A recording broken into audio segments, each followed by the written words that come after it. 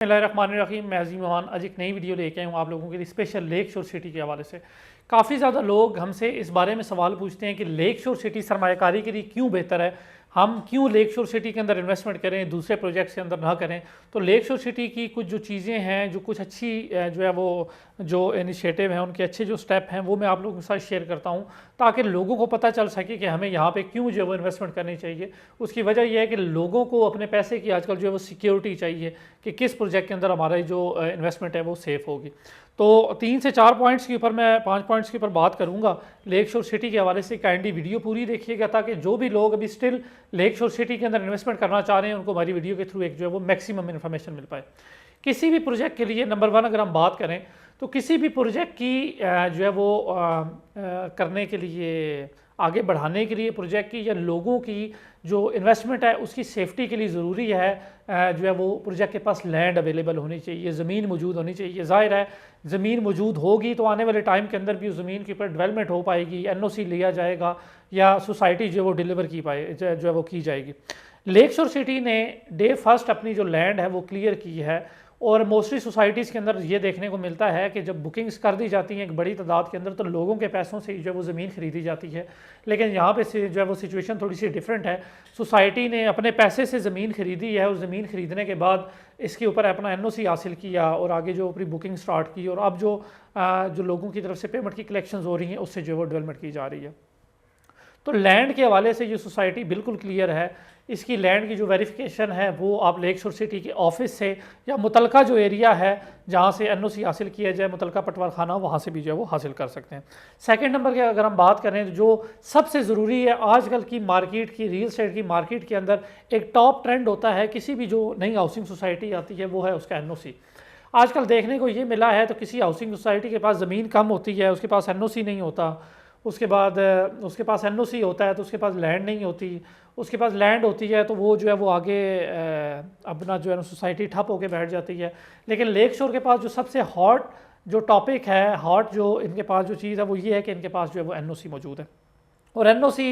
इन लोगों ने पहले लिया, एनओसी हासिल किया, उसके बाद अपनी सेल स्टार्ट की। मोस्टली हाउसिंग सोसाइटीज़ में ये भी होता है कि पहले 2 साल 3 साल जो है वो बुकिंग्स की जाती हैं, ज़मीन खरीदी जाती है, उसके बाद एनओसी हासिल किया जाता है। लेकिन यहाँ पे ये भी सिचुएशन थोड़ी सी डिफरेंट है कि पहले ज़मीन खरीदी गई, उसके ऊपर उसका एनओसी हासिल किया गया और उसके बाद उसकी जो बुकिंग है वो स्टार्ट की गई। अगर हम थर्ड पॉइंट की बात करें तो वो है EFU इंश्योर्ड प्रोजेक्ट है। EFU इंश्योर्ड का मतलब ये है, काफ़ी ज़्यादा लोग इस चीज़ को समझ नहीं पाते हैं। वो ये है कि आफ्टर 6 इंस्टॉलमेंट्स या आफ्टर 7 इंस्टॉलमेंट्स, खुदा न खास्ता अगर जिसके नाम पे फाइल होगी लेक शोर सिटी की उसकी डेथ हो जाती है तो जितनी भी बाकी की इंस्टॉलमेंट्स होंगी, अगर किसी की 10 इंस्टॉलमेंट पे हैं, 12 इंस्टॉलमेंट पे हैं, 8 इंस्टॉलमेंट पे हैं, बाकी की 50-52 जितनी भी इंस्टॉलमेंट्स होंगी वो EFU अदा करके जो प्लॉट होगा वो उसके नॉमिनी के नाम पे जो है वो अलॉट करेगा। तो मैं ये समझता हूँ कि ये लोगों की पैसे की सिक्योरिटी के हवाले से बहुत अच्छा स्टेप जो है वो लेक शोर सिटी ने ली है कि एक बंदा अगर अपनी इंस्टॉलमेंट पे कर रहा है, दूसरी हाउसिंग सोसाइटीज़ में देखने को आता है और ये कुदरती है, अगर किसी बंदे की डेथ हो जाती है तो उसके बाद जो है वो बहुत सारे मामलात होते हैं, सोसाइटीज़ कटिंग कर लेती हैं, प्लॉट जो है वो उसके नॉमिनी के नाम पे अलॉट नहीं करती हैं। लेकिन यहाँ पे EFU इंश्योर्ड होने की वजह से आपकी जो रिमेनिंग इंस्टॉलमेंट होंगी वो भी EFU कंपनी अदा करेगी और जो प्लॉट है वो उसके नॉमिनी के नाम पर जो है वो अलॉट कर दिया जाएगा। अब अगर हम 4th नंबर पे बात करें, जो बहुत ज़्यादा एक अट्रैक्शन दी गई है लेक शोर सिटी के अंदर, चाहे इसका जनरल ब्लॉक है चाहे इसका एग्जीक्यूटिव ब्लॉक है, वो इसका पेमेंट प्लान है। पाकिस्तान के अंदर 70% वो लोग हैं कि जो पाकिस्तान में सिर्फ अपनी जो है वो किसी भी सोसाइटी में जब इन्वेस्टमेंट कर रहे होते हैं वो सिर्फ अपनी डाउन पेमेंट ना होने की वजह से अपनी जो सरमायाकारी है वो नहीं कर सकते हैं। वो अपनी मंथली इंस्टॉलमेंट अदा कर सकते हैं, 6 महीने बाद भी कोई ना कोई जो है वो ज़ाहिर अरेंजमेंट करके वो अपनी instalment half yearly instalment clear कर लेंगे। लेकिन डाउन पेमेंट ना होने की वजह से 70% लोग जो इन्वेस्टमेंट करना चाह रहे हैं वो इन्वेस्टमेंट करने से रह जाते हैं। तो लेक शोर सिटी उन लोगों को ये मौका देता है अपने जनरल ब्लॉक के अंदर या एग्जीक्यूटिव ब्लॉक के अंदर कि वो 0 डाउन पेमेंट के साथ अपनी पहली मंथली इंस्टॉलमेंट अदा करके अपनी जो वो बुकिंग करवा पाएँ। तो मैं ये समझता हूँ ये हर उस बंदे के लिए एक जैकपॉट है कि वो जो प्लॉट लेना चाह रहा था, पिछले कई दहाइयों से वो अपना प्लॉट नहीं ले पाया, लेकिन लेक शोर जैसी बेहतरीन सोसाइटी जिसके पास ज़मीन मौजूद है, जिसके पास एनओसी मौजूद है, जो कि EFU इंश्योर्ड है और जिसके अंदर आपको 0 डाउन पेमेंट के साथ प्लॉट मिल रहा है, तो ये उसके लिए एक अच्छा जो है वो मौका है कि वो इस मौके से मौजूदा टाइम के अंदर फ़ायदा उठाए, क्योंकि आने वाले टाइम के अंदर लेक शोर सिटी अपनी जो ये पॉलिसी है उसको चेंज करने जा रही है और प्रॉपर जो डाउन पेमेंट्स हैं वो जो है वो लागू कर देगी। और फिर लोगों को ये भी होगा कि यार उस टाइम हम जो है वो ले लेते तो अच्छा था, आज हम लेने से रह गए हैं। तो ये अभी आपके पास एक बेहतरीन मौका है कि आप इससे फ़ायदा उठा सकते हैं। अगर हम फिफ्थ पॉइंट की बात करें जो सबसे ख़ास है और ये लास्ट पॉइंट भी है, आजकल हमने रिसेंटली 5-6 साल जितनी हाउसिंग सोसाइटीज़ का काम किया है, 3 से 4 साल उन हाउसिंग सोसाइटीज़ ने सिर्फ बुकिंग की है, सिर्फ फाइलें बेची हैं या सारा काम किया। डेवलपमेंट किसी सोसाइटी ने, किसी प्रोजेक्ट ने स्टार्ट नहीं की है। लेकिन लेक शोर सिटी के पास ये जो है वो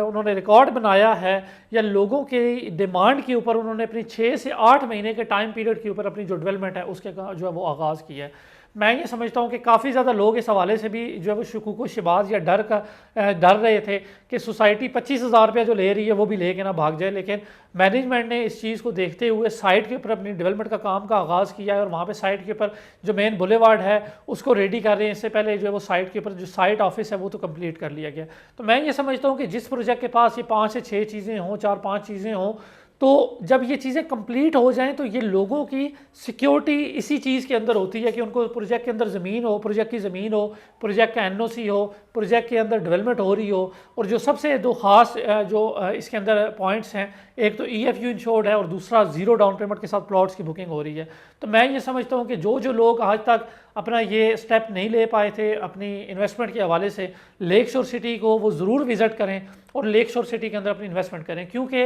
लेक शोर सिटी भी आने वाले टाइम के अंदर अपनी ये जो पॉलिसी है ज़ीरो डाउन पेमेंट की, ये चेंज करके प्रॉपर जो डाउन पेमेंट्स हैं वो जो है वसूल करना शुरू कर देगा। तो मैं ये समझता हूँ कि जो लोग आज तक रुके हुए थे, आज ही लेक शोर सिटी का ऑफिस विज़िट करें या लेक शोर सिटी की साइट विज़िट करें और उसके बाद अपना प्लॉट बुक करके